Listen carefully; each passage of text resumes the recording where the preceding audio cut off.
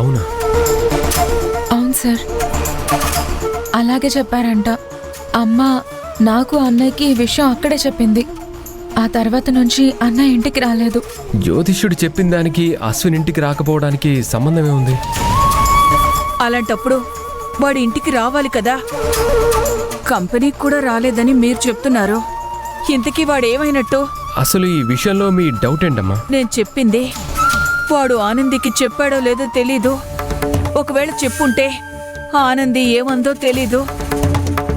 Anandi no అనిందని అన్నయ్య disturb అయి ఇంటికి రాలేదేమోనని అమ్మ అనుమానపడుతుంది.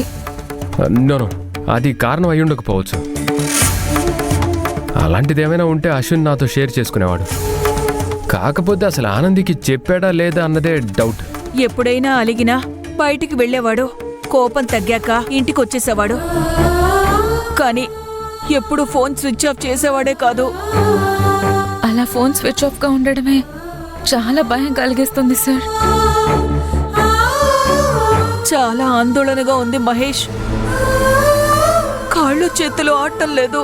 మీరు చెప్తున్న దాన్ని బట్టి చూస్తే ఆనందికి 3 నెలల్లో పెళ్లి మ్యాటర్ ఎలా చెప్పాలో అర్థం కాక డిస్టర్బ్ అయ్యి ఇంటికి రాలేదనిపిస్తోంది.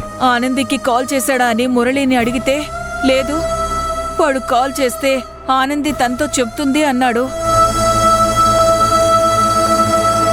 అయితే ఇది చాలా సీరియస్గా తీసుకోవాల్సిన మ్యాటరే.